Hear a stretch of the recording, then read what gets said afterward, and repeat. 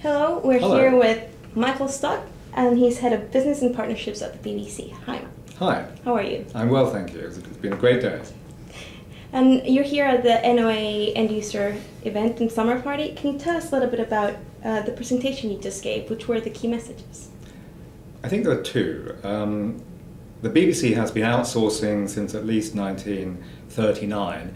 It works for us incredibly well because we get the best ideas, the best services, and we make savings. And those savings will allow us to spend more on the programs and other services like the iPlayer. So the first message is outsourcing works. The other message is that it's quite challenging for at least two reasons. The BBC has to work very hard to predict its requirements into the future. Outsourcers need to know what they're being asked to do, and it's difficult for the BBC to be sure of the environment which is going to be in over the next 5 years, which means it's hard for us to be clear about the requirements. The other particular challenge is about time. BBC is required, as the audience may well know, to go through an open and fully regulated tender under the EU rules. That takes a lot of time and it involves a lot of people and a lot of work.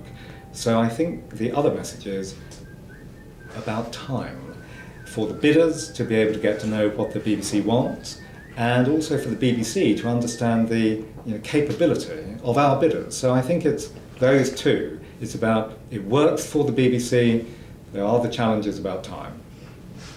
And you can tell us a little bit about what are the issues facing the industry right now? Do you mean the media industry or the outsourcing industry? It's competition. I was talking in October last year in Beijing. The margins in Asia are much higher than they are in the West.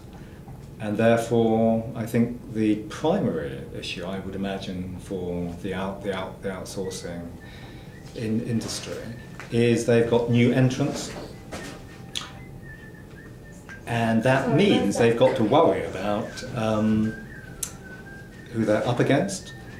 And other people probably have got larger margins so they can afford to make more investments in their bids. So I think the primary issue is competition. There's a secondary issue, I think, for the industry, which is, I don't know if this is right, but I hear that outsourcers are anxious that the amount of new work which is available for them to bid for example, in the UK, has not been as great as they had hoped. So the pipeline of new work is not as big as a number of outsourcers might have thought. Those are the challenges I think that come to my mind. There are lots of others, but those are, I think, the main ones. And how do you think your relationship with suppliers would be affected by current budget cuts? That's a very good question, and I suppose to have said that is the biggest challenge, really, isn't it? But because the BBC has been working very hard to make savings for as long as I can remember, I'm afraid I was thinking of that as normal business, but you're absolutely right. The particular challenge for the BBC and its partners is this is a time when costs are going up for lots of things, and there is less money, and organisations like the BBC want more for less, and sometimes we have to say we'll have less for less. So sometimes what the BBC has to do is to say, let's try to reduce the activity. And I think the challenge for our partners is if they are driven by volume, then they're going to say, well, where did the work go? I think that is a challenge. But if you read a magazine called In Touch, the one for this issue, the one for this month, you can read an article there from, I think, Capita, about how they have put forward some ideas about how they can work in a better way to achieve efficiencies. But it is challenging, there's less money around. And do you think you'll be reorganizing your relationships with your suppliers? Maybe having less relationships and more important relationships with your suppliers? It's a good question. I've been working for the BBC for for just 16 years, and in that time I've heard a lot of ideas.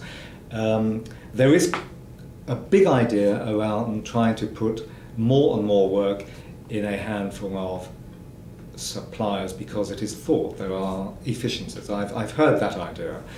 But what I see is that people within the BBC want to make sure that they get the very, very best people. So I think really the opportunity is for new people with good ideas and good services to make sure when they find out about the opportunities to work with the BBC. We have a website, for example, called Supplying the BBC, which makes it very clear what tenders are going to be advertised. And I think really the opportunity for outsourcers is to make sure they know what's in that pipeline, and if they think they're interested, to find out more. So I don't think it would be right to work on any assumption that the BBC is trying to put more and more work in a handful of suppliers. We want to be open. It's good for everybody. And maybe just one last question in terms of where do you see the industry going in the next, say 18 months? The outsourcing industry? Yeah. I would find it pretty difficult to put money on this, but it's pretty obvious, I think, to think that there will be more sort of tie-ups, won't there? We've seen this over recent years. The other thing I think we're likely to find is that compliance becomes a bigger deal for the industry, particularly around, I think, data. So I think there are two big things for the industry. I think the first is they need to look at what tie-ups they can make, and the other is they need to take into account the risks which their clients have to mitigate, and that means that issues like Data Protection Act, others, are not a risk for the client, they're a risk for everybody.